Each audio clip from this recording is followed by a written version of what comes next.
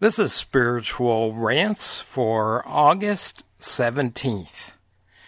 And we're going to cover the lucky scripture number 9 out of 13, out of the lucky 13. This is Jerry Rothhauser on the Spiritual Rants podcast, not to be confused with the Spiritual Rants blog. And where can you find that? I don't mind telling you, spiritualrants.com. And there you will find a commentary on the entire Bible, but it's keyed by day to the one-year Bible readings. But the podcast, we could just do whatever that's keyed to the Bible in some way. And now we're doing a series on the lucky 13 scriptures. This one, and I could have taken it along with the next verse after it, but that would make it too long of a podcast. So Joshua chapter 1, verse 8. Next time we'll cover Joshua 1:9. That makes sense because that's the next verse. It's a lot different than this one, but they're both very, extremely encouraging. Here's 1:8 of Joshua. This book of the law shall not depart from your mouth, but you shall meditate on it day and night, so that you may be careful to do according to all that is written in it. For then you will make your way prosperous, and then you will have success. One of the first Bible verses that ever I memorized, and it's a great one, and you should memorize it too. Why? Because it says right in there you should meditate on the scripture. And one of the best ways I know to meditate on the scripture is to memorize it. So don't just let it pass through your brain from one side to the other. Let it sit in there and cogitate on it.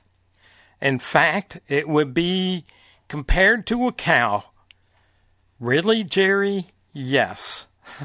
How is that? Well, cows chew on their cud. Kind of disgusting, maybe. But that's what they do. And then they swallow it. And that's what we should do with the scripture. We chew it and swallow it. But this first part of this verse, when you first read it in English, it's like, what sense does this make? This book of the law, so what does it mean, the law? Because Joshua wasn't part of the law. It was right after the law, in the 6th book of the Old Testament. This book of the law, so law means basically everything in the Old Testament. And Joshua was included there. And this book of the law shall not depart from your mouth? What does that mean? I mean, when I first read that, it's like, oh, I'm supposed to be mumbling? Don't let it go out of my mouth?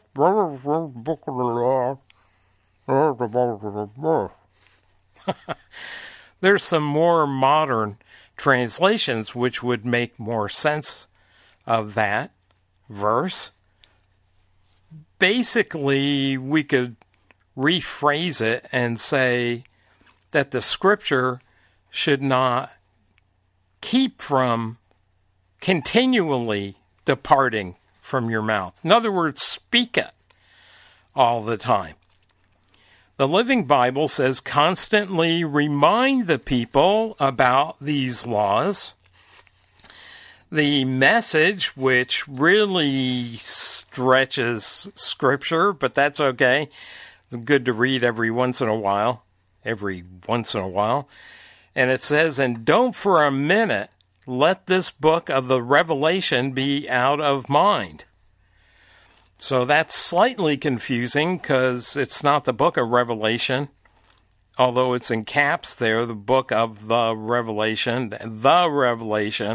I'm sure that's what the author meant, that it's revealed to us, Joshua, and not for a minute or a second or a moment, let it be out of mind, because you're supposed to meditate on it, but you're also, I think, supposed to read it. A lot of churches read Scripture as part of their service. Used to, anyway. Ours did. NLT, the New Living Translation, the update of the Living Bible, study this book of instruction continually. Study this book of instruction continually. That's pretty good. It gets the gist of it. In other words, you're supposed to have it in mind, cogitate on it, chew your cud, and then do it. As Ezra did it, he would study diligently the Scripture, and then he proposed to do it. The Holman Christian Standard Bible says, this book of instruction must not depart from your mouth. So that's like the others. It's like the original NIV and a lot of scriptures, our translations, the King James would be similar, the Revised Standard similar, the ESV similar. But then you have the NET done by the Dallas Seminary faculty years ago. This law scroll must not leave your lips. So that gets the gist of it. The NIV 11, the updated NIV, did you know there were two? There were two of those. Keep this book of the law always on your lips. So you get the idea. Think about it. Read it. If you dig it out, there's actually an old video I did on YouTube a long time ago on how to read the Scripture. And it's supposed to be farcical. But it makes a point, so you can check it out. And by the way, I'm not feeling so great today. And maybe you aren't either. The weather today in Indianapolis, I'm under the weather, and it's rainy and cloudy and humid and icky. However, if you take the Scripture into your brain, that trumps the way that you feel. Now, God sometimes will communicate to us in our emotions, but it's always trumped by Scripture. That's always the objective way that God speaks to us. So keep that in mind, but if you're having a rotten day or a rotten week or month or year, check out my blog on February 13th. And it's on flying by instruments. Okay? You'll be blessed by that if you're having a rotten day. You'll be blessed a little. It won't make everything better for you. I mean, it'll make it better. It won't make it totally better. All right. So, marching on, the next phrase, you shall meditate on it day and night. Speak it to others. And, that was such a blessing in my college Christian fellowship. We were always sharing scriptures with each other. So I mentioned that Ezra had not only studied it, but set his heart to do the scriptures. And you're saying, okay, where was that? Well, it was in Ezra's chapter 7, verse 10. Ezra had set his heart to study the law of the Lord and to practice it and to teach his statutes and ordinances in Israel. So you may be doing that in Sunday school or just to your friends and neighbors That's a good thing. So careful to do according to all that is written in it. That's what Joshua told us. And then, get this, then you'll make your way prosperous. And then you will have success. Now, the guys on TV, they talk about prosperity a lot.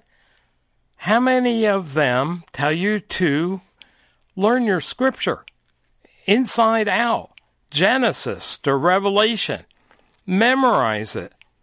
Meditate on it. Cogitate. Chew your cud, as it were. How many of them tell that to you and then tell you that is the way to being prosperous and successful? All right, let's clarify that. Would you rather be happy or rich? Would you rather have a trophy wife or husband? Or be happy and close to the Lord? Because this prosperity and success is about your relationship with the Lord. It's not about having a Rolls Royce. And if you have one, great. Come by my place and take me for a ride. I would love to share that ride with you. That's not what it's about. I mean, look at all the people that make the news that are rich and successful. Are they happy? Most of them don't seem to be happy to me. And all the struggle in the nation, politically, and especially my generation and older, they seem to be consumed with that. And there's nothing wrong with following it or being involved. But that is not going to bring happiness. Ultimately, when the Lord comes back on earth and sets up his kingdom, we call that the millennium, then there will be Christians who believe in him who will have ultimate prosperity and success. Then, in the meantime, learn this verse. Joshua 1:8. Jerry Rothhauser here, Spiritual Rants. Check out my blog, spiritualrants.com. And I hope you'll be downloading next week.